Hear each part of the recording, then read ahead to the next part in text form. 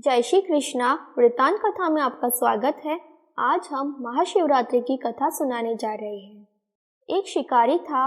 वह शिकार करके अपने परिवार का पालन करता था।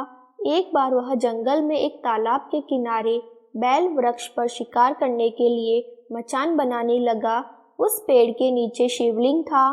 पेड़ के पत्ते मचान बनाते समय शिवलिंग पर गिरे। इस प्रकार दिन भर भूखे रहने से शिकारी का व्रत भी हो गया और शिवलिंग पर बेलपत्र भी चढ़ गए। उसी समय गर्भिणी हिरनी तालाब पर पानी पीने निकली। शिकारी ने उसे देख मारना चाहा, तब वह हिरनी दीनतापूर्वक बोली, मैं गर्भवती हूँ, मैं बच्चे को जन्म देकर शीघ्र ही तुम्हारे सामने उपस्थित हो जाऊंगी। शिकारी ने उसे छोड़ दिया।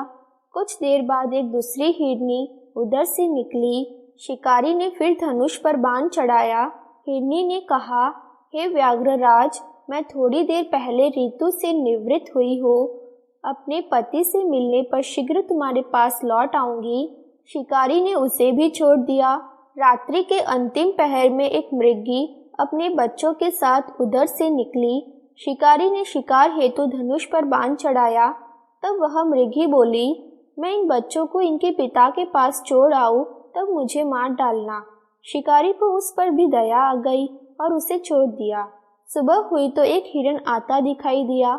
शिकारी उसका शिकार करने के लिए उठा तो हिरण बोला, व्याघ्रराज, यदि तुमने इससे पहले 3 मृगियों तथा उनके बच्चों को मार दिया हो तो मुझे भी मार दीजिए, ताकि मुझे उनका वियोग न सहना पड़े। मैं उन तीनों का पति हूँ, मुझ पर भी कुछ समय के लिए कृपा करें। मैं उनसे मिलकर तुम्हारे सामने उपस्थित हो जाऊंगा। मृग की बात सुनकर रात की सारी घटनाएं उसने मृगी को बता दी।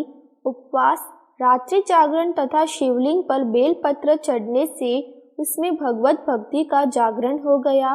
उसने मृग को छोड़ दिया। उसका हृदय पवित्र हो गया। अपने पूर्व कर्मों को याद करके वह पश्चाताप करने लगा। थोड़ी देर बाद हिरण सपरिवार शिकारी के सामने उपस्थित हो गया। जंगली पशुओं की सत्य प्रियता, सात्विकता एवं सामूहिक प्रेम भावना को देखकर उसे अपने पर बड़ी ग्लानि हुई। उसके नेत्रों से आंसुओं की झड़ी लग गई। उसने हिरण को मुक्त कर दिया। देवताओं ने आकाश से उस पर पुष्प वर्षा की। शिकारी परिवार सहित मोक्ष को प्राप्त हो गया। आंसू शिवलिंग पर गिर रहे थे। सिर्फ इतने से ही शिवजी अति प्रसन्न हो गए। शिवरात्रि को जो मनुष्य शिवजी पर बेलपत्र चढ़ाता है, पूजा करता है, वह व्रत करता है, उससे शिवजी अति प्रसन्न होते हैं और मोक्ष प्राप्ति होती है। धन्यवाद।